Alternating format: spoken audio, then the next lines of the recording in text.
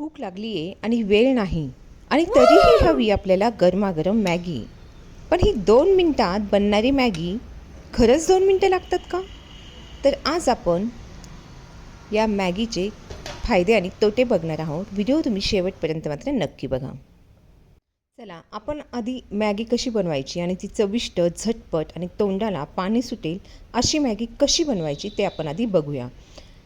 मी एका पॅनमध्ये 1 चमचा देशी तूप घेतले, त्यात घातले बारीक चिरलेला कांदा, हिरवी मिरची, सिमला मिरची वगैरे असेल तर घाला. मी इथं ग्रीन पीस घातले, टोमॅटो घातले आणि जर तुमच्याकडे हिरव्या भाज्यांचे छोटे पीसेस करून असतील तर छोटे पीसेस करून अगदी फक्त 1 मिनिटात छान असे त्याला परतून घ्यायचं आहे.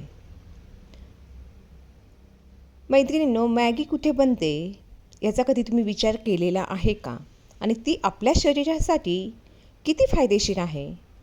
आणि हो, ज्यांना दातांचा त्रास आहे त्यांच्यासाठी मॅगी सेफ आहे का? आज सगळं काही खरं खोटं या व्हिडिओमध्ये मी सांगणार आहे. व्हिडिओ शेवटपर्यंत मात्र नक्की पहा. मी नेहमीच मॅगीमध्ये तुपाचाच वापर करत असते. ह्याने मॅगी आपल्याला फार चवदार अशी लागते. मी आता मॅगी घेतलेली आहे. त्यानंतर ही मॅगी मी इथं क्रश करून टाकणार आहे. त्यानंतर मी ही मॅगी 2 मिनिटांमध्ये अशी छान याला खालीवर करत भाजून घेणार आहे. जोपर्यंत मॅगीला सगळा मसाला छान असा लागतो तोपर्यंत.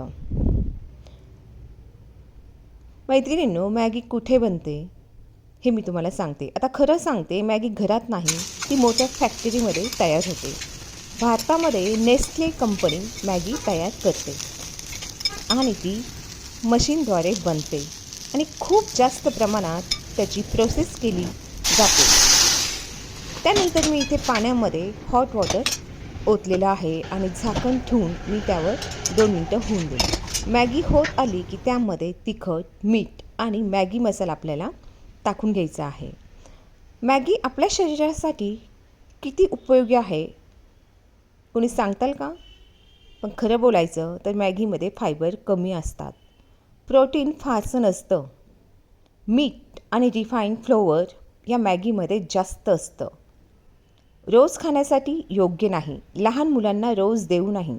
पण हो, आठवड्यातून 1 वेळा भरपूर भाज्या घालून आणि कमी मसाल्यात देशी तूप किंवा थोडंसं तेल वापरून अशी जर तुम्ही मॅगी खाल्ली तर काही हरकत नाही.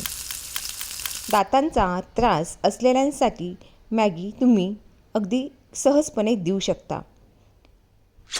जेव्हा दात दुखतो तेव्हा मॅगी चालेल का असे अनेक जण विचारतात.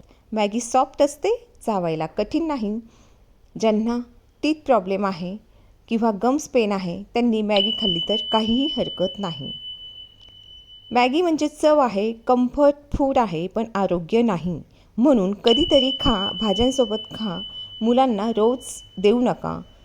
जर तुम्हाला खरी माहिती आणि चविष्ट रेसिपीज आवडत असतील तर लाईक करा, चॅनल सबस्क्राईब करा आणि बेल आयकॉन दाबा.